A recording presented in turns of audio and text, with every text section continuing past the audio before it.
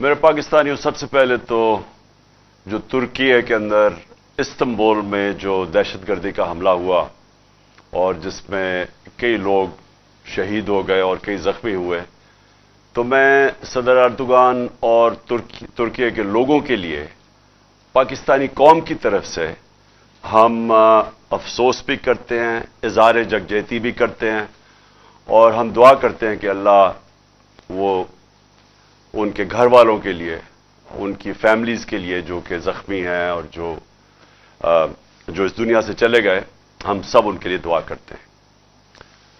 دوسری چیز، ابھی ورلڈ کپ کا فائنل ختم ہوا اور مجھے اس چیز کا علم ہے کہ میری قوم ایک صدمے سے گزر رہی ہے، کیونکہ ہم سب امید لگا کے بیٹھے تھے کہ انشاءاللہ اس باری ہم ورلڈ کپ جیتیں گے۔ تو میں دو تین چیزیں اپنی پوری بات کرنے سے پہلے میں اپنی قوم سے کہنا چاہتا ہوں کہ دیکھیں، سب سے پہلی کہ ہار جیت ہوتی ہے۔ ٹیم، جو میں اپنی ٹیم کو کہتا تھا کہ آخری گیند تک لڑو، پوری کوشش کرو، لیکن جب ایک رزلٹ آ جاتا ہے اور انسان نے پوری کوشش کی ہوتی ہے تو پھر یہ انسان کہتا ہے کہ جی اللہ کی مرضی ہے۔ اور یہ ہمیشہ میرا اسی میں سوچ تھی کہ ہم بڑی ٹیم نے جان ماری، اور خاص طور پہ جس طرح وہ آخری گیند تک کوشش کرتے رہے، لیکن جو انسان کے ہاتھ میں نہیں ہے، وہ شاہین افریدی کو وہ انجری ہو گئی، تو اس کا تو کوئی کچھ نہیں کر سکتا تھا، اور بدقسمتی سے اس ٹائم پہ ہوئی جبکہ اس کا وہ بہت امپورٹنٹ مرحلہ تھا اور وہ فرق پڑ سکتا تھا۔ میں نہیں کہتا جیت سکتے ہیں، لیکن وہ اس ٹائم پہ تھی کہ گیم چینج ہو سکتی تھی۔ تو وہ خیر، ہم ساری قوم مبارک دے پاکستان ٹیم کو جس طرح وہ فائنل میں پہنچی ہیں۔ میں خاص طور پہ آج کہنا چاہتا ہوں کہ جو ہماری فاسٹ بولنگ اٹیک ہے، آج میں یہ کہہ سکتا ہوں کہ جو میں نے دیکھا، بڑی دیر کے بعد کرکٹ دیکھی، دنیا میں بہترین فاسٹ بولنگ اٹیک ہے۔ ہم دعا کرتے ہیں کہ شاہین افریدی جلدی سے پوری طرح فٹ ہو، لیکن بہترین اٹیک ہے۔ ہمارے پاس بابر اعظم ایک ورلڈ کلاس بیٹسمین ہے، اور میرے خیال میں یہ اس دنیا کا سارے بیٹسمین کو پیچھے چھوڑ جائے گا ماشاءاللہ جس طرح یہ آگے بڑھ رہا ہے، اور بھی بڑی اچھی ہماری ٹیم میں پرومسنگ ہیں۔ تو انشاءاللہ ہمیں اس میں سے مایوس تو ہم ہیں، لیکن ہمیں دیکھنا چاہیے کہ ہم ماشاءاللہ وہ ٹیم ہے پاکستان جو کہ دنیا کی اب ٹاپ ٹیم میں گنی جاتی ہے۔ اب میں آ جاتا ہوں جو ہماری اب مارچ ہو رہی ہے۔ کئی لوگ کہہ رہے ہیں کہ جی بڑی آہستہ آہستہ مارچ جا رہی ہے۔ آہستہ تو مارچ نے جانا ہی تھا۔ جب ایک حملہ ہوا وزیر آباد میں اور سب کے سامنے ایک مجھے مارنے کا جو پوری سازش تھی، تو اس کی وجہ سے جو ہوا وہ تو مارچ نے آہستہ ہونا ہی تھا۔ اور میں یہ مارچ کا پہلے آپ ساری قوم کو بتا بھی دوں کہ یہ کیوں ہے، کہ اس کے اوپر بڑا پروپیگنڈا ہو رہا ہے کہ جس طرح پتہ نہیں کیا ہم ملک پہ ظلم کر رہے ہیں۔ اپنی قوم کو یاد کرانا چاہتا ہوں کہ میرے 3.5 سال میں 3 لانگ مارچز ہوئی، بلکہ ایک چوتھی ہوئی تھی جو کہ راستے میں رک گئی تھی۔ 4 ہوئی تھی لانگ مارچز۔ تو کیا وہ غیر جمہوری چیز تھی؟ پوری انہوں نے کوشش کی گورنمنٹ گرانے کی، مقصد چاروں کا ایک ہی تھا، NRO لینا، یعنی میں عمران خان کو اتنا بلیک میل کریں کہ وہ ان کے کرپشن کیسز ختم کر دیں۔ تو یہ جو لانگ مارچ ہے یہ اس سے بالکل مختلف ہے۔ عمران خان کوئی اپنے کرپشن کیسز نہیں ختم کروانے کے لیے کر رہا۔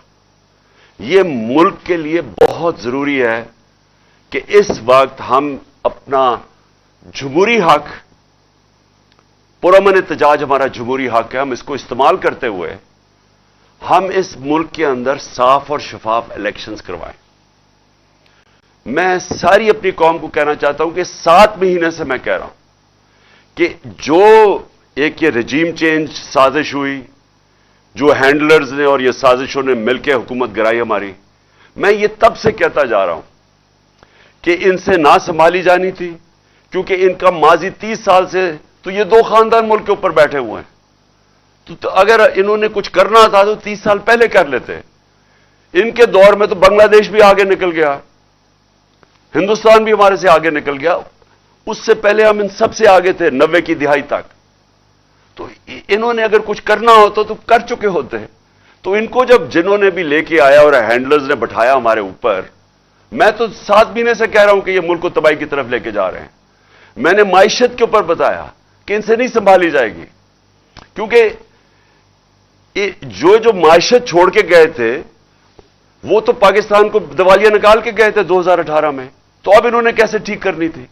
जो एक मुल्क के माइशत को तबाह करें वो ठीक तो नहीं कर सकते। जो मुल्क के इदारे तबाह करें, दुनिया की तारीख में वो जो इदारे तबाह करते हैं वो ठीक नहीं कर सकते।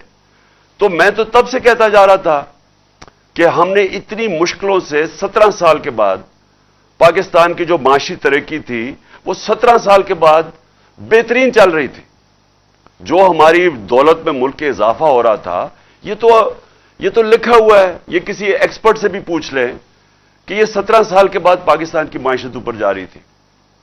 सबसे बड़ी बात, और आज फैसलाबाद में लोग देख रहे हैं, जो इंडस्ट्री है, जो लार्ज स्केल मैन्युफैक्चरिंग है, जिससे असल में मुल्क की दौलत में भी इजाफा होता है और रोजगार भी मिलता है, वो तो शायद 50 साल में सबसे तेजी से 26% पे बढ़ रही थी हमारी लार्ज स्केल मैन्युफैक्चरिंग, जो आज गिर के सफर पे पहुंच गई है।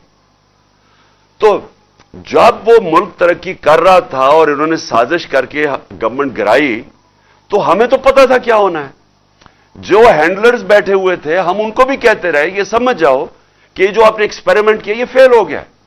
आज कौम सारी समझती है फेल हो गया, वो एक्सपेरिमेंट फेल हो गया। बदकिस्मती यह है कि कोई कोशिश नहीं की गई कि हां गलती होगी, हम ठीक कर लें इसको।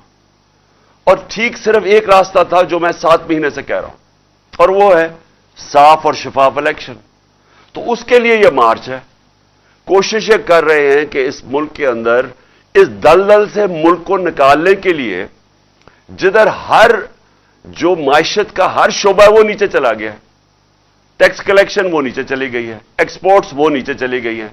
बैरून मुल्क पाकिस्तान जो रेमिटेंसेस भेजते थे, और खारियां वो शहर है जिधर सबसे ज्यादा लोग बाहर जाके काम करते हैं, वो जो पैसा भेजते थे, जो रेमिटेंसेस पे पाकिस्तान चल रहा था और हमारी दौर में रिकॉर्ड रेमिटेंसेस थी, वो नीचे जानी शुरू हो गई है। नीचे जानी शुरू हो जाए तो सबसे बड़ा सवाल यह है कि अब हम पैसा किधर से लेके आएंगे कर्जों की किस्तें वापस करने पे। देखें, जब एक मुल्क की दौलत में इजाफा होगा तो वो अपने कर्जों की किस्तें वापस करेंगे, क्योंकि कर्जे तो वहीं के वहीं हैं, सूद उनके ऊपर लग रहा है, वो बढ़ते जा रहे हैं। और इस हुकूमत ने आके 3 महीने में वो कर्जा लिया है जो हमने 9 महीने में लिया था। उस 3 महीने में उससे ज्यादा कर्जा लिया है जो 9 महीने में हमने लिया था। तो कर्जे बढ़ते जा रहे हैं, उनके ऊपर सूद भी देना है, और जो आमदनी जिससे कर्जे वापस करने हैं वो कम होती जा रही है। तो मुल्क का तो दिवालिया निकलना है। तो इसको कैसे ठीक करेंगे? मैं ये कोई आज माइशत का एक्सपर्ट हो, जो सियासत का एक्सपर्ट हो, जो वैसे कोई दानिशवार हो, मैं चैलेंज करता हूं कि एक मुझे आदमी बता दे पाकिस्तान में जो आज यह समझता है कि साफ और शफाफ इलेक्शन के बगैर हम इस मुल्क को इस दलदल से निकाल सकते हैं। मुझे एक आदमी बता दे। और मसला फंसा किधर हुआ है? मसला फंसा हुआ है लंदन में। लंदन में क्या मसला फंसा हुआ है कि जो लंदन में मफरूर जो सुप्रीम कोर्ट की जेआईटी के बाद 2-2.5 साल के बाद कन्विक्ट हुआ है, सजा याफ्ता है, झूठ बोल के जो बाहर भागा हुआ है, लंदन में बैठा हुआ है, अब वो फैसला कर रहा है। और वो फैसला ये कर रहा है कि इलेक्शन, क्योंकि इलेक्शन में वो हार जाएगा इसलिए इलेक्शन नहीं करवाने। वो अपनी जात के लिए, अपनी करप्शन बचाने के लिए मेरे से डर के, उसे पता है क्योंकि इलेक्शन में हारना है, लिहाजा वो सारा मुल्क, आज हमारा सारा मुल्क के तबाह कर रहा है, तबाही की तरफ धकेल रहा है अपने आप को बचाने के लिए। उसका सारा पैसा बाहर पड़ा है, यानी जो पैसा पाकिस्तान में वो कुछ नहीं, जो उसका पैसा बाहर पड़ा हुआ है। इन्होंने 30 साल पैसा चोरी करके मुल्क से बाहर लेके गए। ये जो हुदैबा पेपर मिल के अंदर जो इनके मुंशी और ये जो मौजूदा फॉरेन मिनिस्टर है, اس نے 164 کا بیان دیا ہوا ہے عدالت میں جا کے کہ میں نواز شریف کا چوری کا پیسہ ملک سے باہر بھجواتا تھا. وہ قاضی فیملی جدھر لندن میں بیٹھی تھی الفرڈ میں، ان کے بینک اکاؤنٹس دکھائے ہوئے ہیں اس نے کہ کن بینکوں میں پیسہ بھیجتا تھا، چوری کا پیسہ. یہ آج سے 20 سال پہلے کی بات ہے، 22 سال پہلے کی. 25 اپریل 2000 کے اندر اس نے یہ 164 کا بیان لکھوایا ہوا ہے. سارا بیان پڑھ لیں، آپ کو پتا ہوگا تو کیسے یہ جو پاور میں تھا اس نے ملک کو کیسے لوٹ کے پیسہ باہر لے کے گیا. یہ جو لندن میں فلیٹ میں بیٹھے ہوئے ہیں، یہ پیناما پیپرز کے اندر انکشاف ہوا تھا کہ یہ مریم نواز کے نام پہ نواز شریف نے فلیٹ لیے ہوئے ہیں 4 مہنگے مہنگے لندن کے علاقے میں. ادھر بیٹھ کے چوری کے پیسے کے فلیٹس پہ ایک مفرور اور اس کے ساتھ وہ لوگ جو سارے کوئی نہ کوئی ملک سے باہر بھاگے ہوئے ہیں. اسحاق ڈار کے بیٹے باہر بھاگے ہوئے ہیں، نواز شریف کے بیٹے باہر بھاگے ہوئے ہیں، شہباز شریف کا بیٹا وہ سلمان شہباز باہر بھاگا ہوا ہے، اس کا دماد باہر بھاگا ہوا ہے، اور شہباز شریف خود پھنسا ہوا ہے.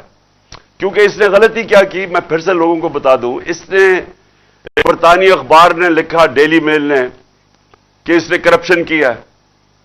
اس نے ہمیں دکھانے کے لیے پاکستانیوں کو کہ میں نے نہیں کی، اس نے ان کے اوپر ہرجانہ کر دیا. اس نے بجائے ڈرنے کے، وہ ڈیلی میل نے باقاعدہ بتا دیا کہ تم نے یہ چیزیں تمہارے خاندان نے چوری کیا ہوا ہے. اس نے سمجھا کہ اچھا یہ جب آگے بڑھے، اس نے تو صرف شو کے لیے کیا تھا. وہ اب لندن میں کیس لگ گیا ہے، 2 دفعہ یہ گیا نہیں، اب تیسری دفعہ جج نے اس کو بلا لیا ہے. 1 کروڑ 1.5 کروڑ روپے کا فائن ہو گیا اس کے اوپر.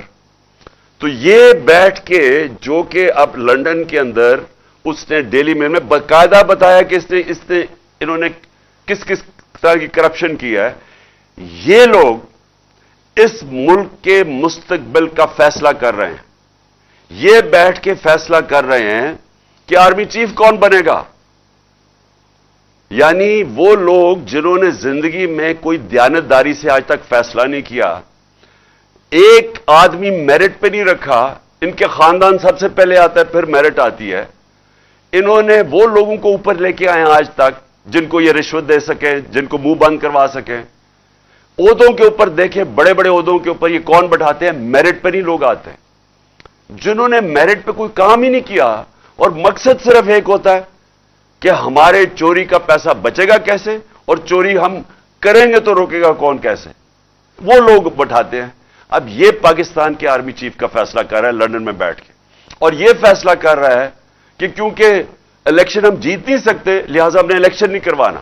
باہر میں جائے پاکستان، ملک کی معیشت نیچے جائے، جو بھی ملک ہو جائے، ان کو کوئی فرق نہیں ہے کیونکہ لندن میں بیٹھا ہوا ہے، پیسے اس کے لندن میں ہیں. جب مشکل پڑتی ہے لندن بھاگ جاتا ہے، ساری فیملی لندن بھاگ جاتی ہے. ان کے لیے سب سے بڑا عذاب ہوتا ہے کہ ہمیں ای سی ایل پہ ڈال دیا. میں ان کو کہتا ہوں کہ مجھے ای سی ایل پہ ڈالو. مجھے کیوں نہیں ای سی ایل پہ ڈال؟ کیونکہ میں نے باہر جانا ہی نہیں ہے، میرے باہر پراپرٹیز نہیں ہے، میری کوئی باہر بینک اکاؤنٹس نہیں ہے، مجھے کیا فرق پڑتا ہے ای سی ایل میں ڈال. ان کے لیے عذاب ہو جاتا ہے. شاپنگ ادھر کرنی ہے، علاج ادھر کرنی ہے، عیدیں ادھر بنانی ہے، اور بزنسز ادھر کرنی ہے، انویسٹ ادھر کرنا ہے، اور ادھر پاکستانیوں کہہ رہے ہیں کہ پاکستان پیسہ بھیجو، اپنا سارا پیسہ باہر رکھا ہوا ہے. تو یہ سب سے پہلے لانگ مارچ کا یہ بھی مقصد ہے کہ قوم کو ہم جگائیں کہ ہو کیا رہا ہے ہماری قوم کے ساتھ. دیکھیں، ملک سمجھ جائیں، یہ پاکستان ملک 22 کروڑ کا ہے. اس کی 68% آبادی 28 سال کی عمر سے کم ہے. اگر ہم نے ان لوگوں کو صحیح آئینی طور طریقہ نہ سکھایا احتجاج کا، یہ سری لنکا کی طرف نکل جائیں گے. کیونکہ نوجوان تو اب سمجھ بیٹھا ہے، سوشل میڈیا پہ نوجوان آ گیا ہے. جتنا مرضی آپ میڈیا بند کریں، جتنے مرضی پابندی لگائیں، جتنا مرضی ڈرائیں ان صحافیوں کو، سوشل میڈیا تو چل رہا ہے اور نوجوان سارا سوشل میڈیا پہ ہے اور ان میں شعور آ چکا ہے اور وہ دیکھ رہے ہیں تماشا کیا ہو رہا ہے پاکستان سے. شکر کریں کہ ہم لانگ مارچ اور آئین کے بیچ میں رہتے ہوئے ہم اپنے سارا یہ جو اس عوام کا غصہ ہے وہ ہم اس طرح لے کے جا رہے ہیں، پرامن احتجاج پہ لے کے جا رہے ہیں. شکر کرنا چاہیے. 7 مہینے سے बार बार अवाम आपको बता रही है, सारी कौम को, कि अवाम ने ये जो चोरों को हमारे ऊपर मुसल्लत किया साजिश के तहत, कौम इनको मुस्तरद कर बैठी है। इलेक्शन में ये बताते हैं, जो बाई इलेक्शन होता है उसमें वो बताते हैं, जो जलसे हैं कभी ऐसे हुए ही नहीं है। मार्च में जब पब्लिक निकली वो बता रही है, समझा था कि मेरे बगैर कोई निकलेगा नहीं, लॉन्ग मार्च में देख लें पब्लिक निकल रही है। तो पब्लिक तो बता रही है कि हम ये जो आपने समझा हमें भेड़ बकरियों की तरह, ये भेड़ बकरी शऊर वाले लोग हैं और ये आपको एक सिग्नल दे रहे हैं। और इंशाअल्लाह जब ये मार्च पहुंचेगी इस्लाम पिंडी, तो और मैं जब इंशाअल्लाह वहां पहुंचूंगा तो सारी कौम अब देखेगी, सारे पाकिस्तान से लोग आ रहे हैं पिंडी। इतनी कभी पब्लिक नजर नहीं आएगी इस मुल्क की तारीख में जो आने वाली है पिंडी।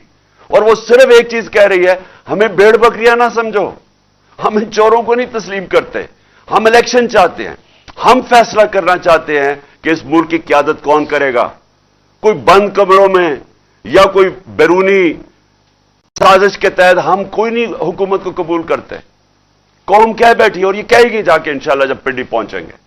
और मैं दो और बातें करना चाहता हूं। जब से ये आए हैं, पहले तो मुझे बताएं, इन्होंने कहा इमरान खान ने बिल्कुल पाकिस्तान को इंटरनेशनली आइसोलेट कर दिया। इन्होंने बार बार कहा कि इमरान खान ने आइसोलेट कर दिया। ये 7 महीने से बैठे हुए हैं। मुझे एक चीज बताएं कि इन्होंने इंटरनेशनली फॉरेन पॉलिसी पे कोई मुल्क का फायदा करवाया हो। मुझे एक चीज बता दें। मैंने बड़ा रोका हुआ था, बैरूनी दौरे मैंने बड़े देख के करता था। मैं किसी बैरूनी दौरे पे नहीं जाता था जब तक मेरे मुल्क को फायदा ना हो। मेरे बच्चे इंग्लैंड में थे, 3.5 साल में 2 दफा मुझे दावत मिली इंग्लैंड जाने के लिए, लेकिन मैंने फैसला किया कि उन दौरों से मेरे मुल्क को फायदा नहीं है, मैं नहीं गया। नवाज शरीफ 24 दफा निजी दौरे किए इसने प्राइम मिनिस्टर होते हुए बरतानिया के। जरदारी 50 दफा निजी प्राइवेट दौरे किए इसने दुबई के, मैंने तो कोई नहीं किया।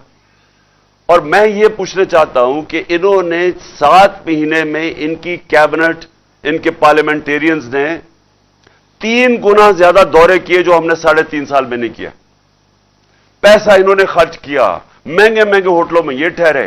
ये अभी चाइना गया तो 777 बोइंग वो लेके चला गया, जिस तरह पाकिस्तान में तेल की नहरें बह रही हैं। क्या इन्होंने अचीव किया? कोई मुझे बताएं कि पाकिस्तान को कोई फायदा हुआ इससे। बताएं कि कोई हमारे रिलेशनशिप बेहतर हुई। बल्कि मैं आज आपको कह रहा हूं, पाकिस्तान का वकार दुनिया में नीचे गया। हमारे दौर में हमने इस्लामोफोबिया, जो दुनिया के अंदर इस्लाम के खिलाफ जो एक पूरी मुहिम है, हमने उठाई थी, पाकिस्तान ने उठाई थी। यूनाइटेड नेशंस में, OIC के अंदर दुनिया एक्नॉलेज करती थी मुसलमान दुनिया के, पाकिस्तान एक खड़ा हुआ उसके लिए। हमने, मेरा सारा जो हमारी बाकी मुल्क से ताल्लुकात थे, वो ये नहीं कि मैं किसी से कोई लड़ाई करना चाहता था, मैं खुददार पॉलिसी चाहता था, आजाद फॉरेन पॉलिसी चाहता था। मैं वो फॉरेन पॉलिसी के ऊपर काम कर रहा था जिससे जो पाकिस्तानियों के मफादात के लिए हो।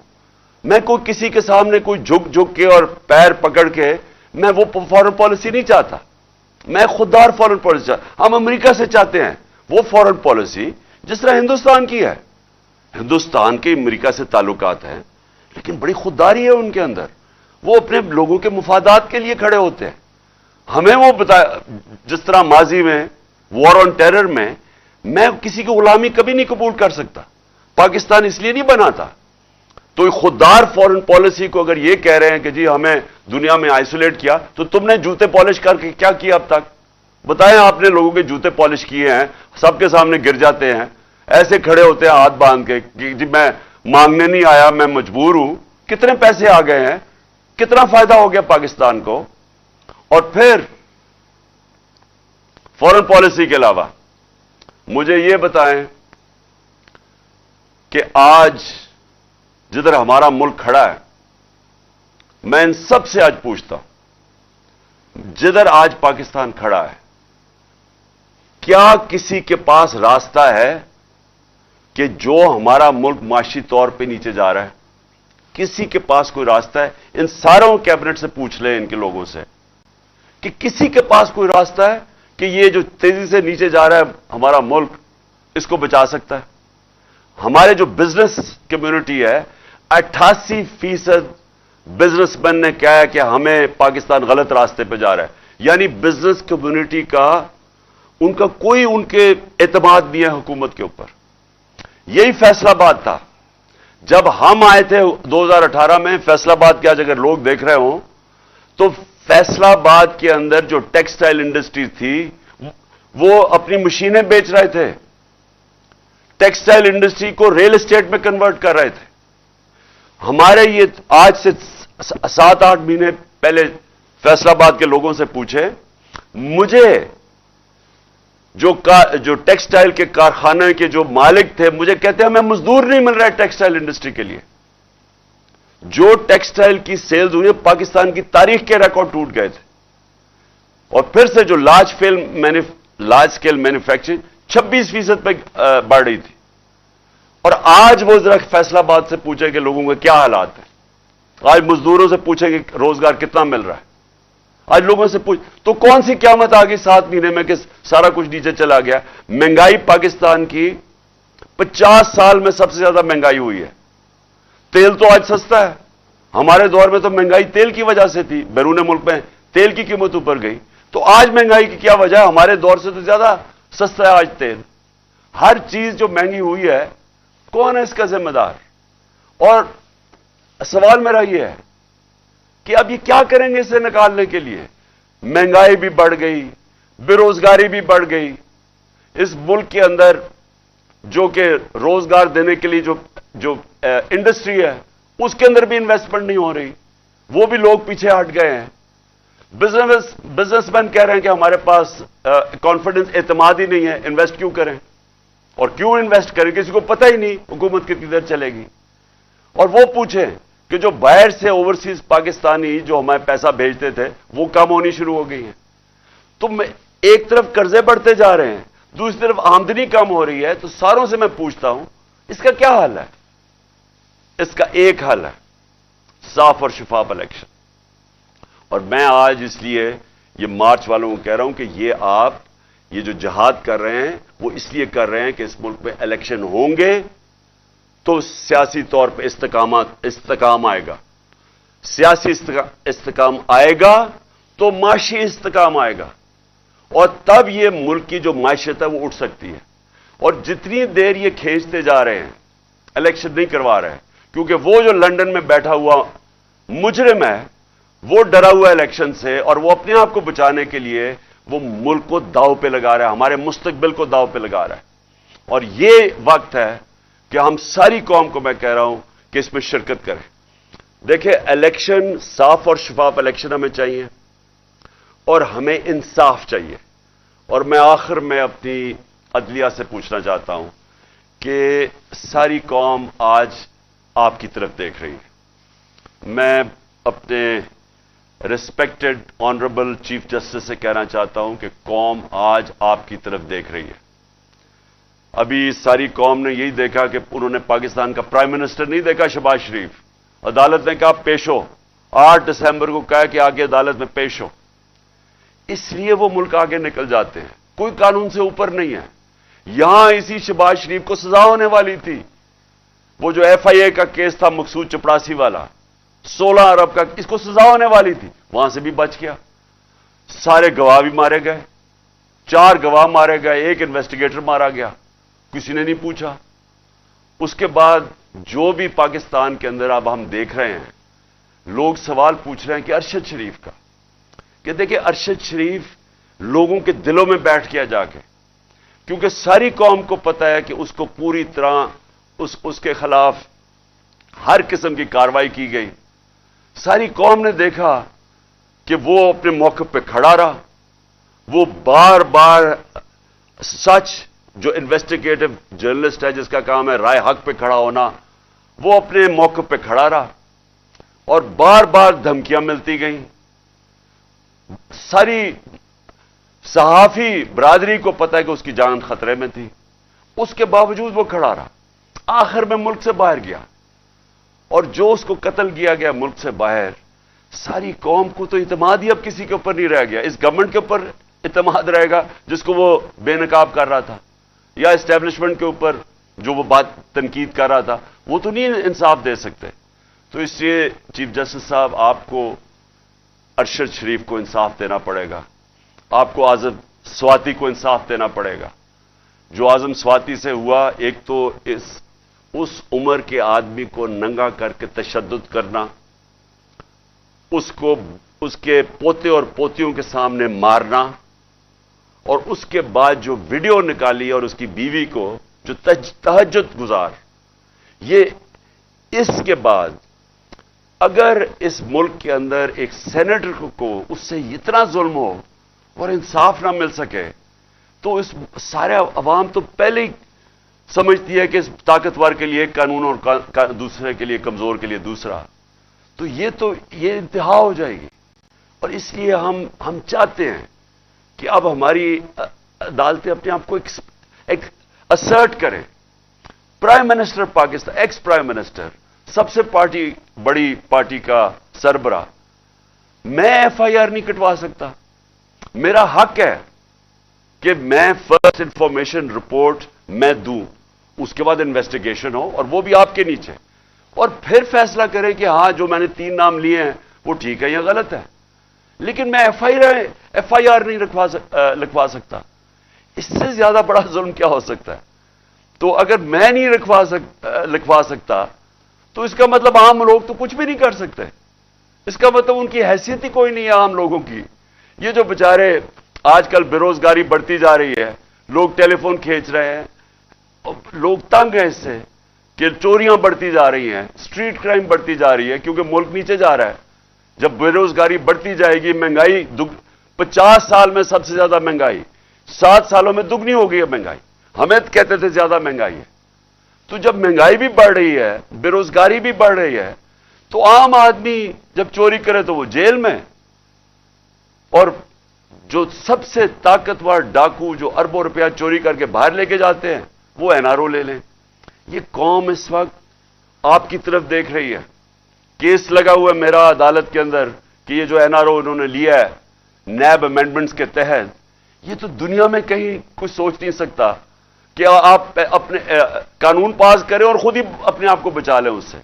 تو اس لیے آخر میں اپنی سپریم کورٹ کے چیف جسٹس سے بڑے ریسپیکٹفلی اپنی قوم کی طرف سے آپ سے ریکویسٹ کرتا ہوں کہ یہ ٹائم ہے کہ پاکستان کی عدلیہ اب عوام کے ساتھ کھڑی ہو. یہ جو طاقتور اس ملک میں قانون کے اوپر ہیں، آپ ان کو قانون کے نیچے لے کے آئیں اور اس ملک کو حقیقی طور پہ آزاد کریں. پاکستان زندہ باد.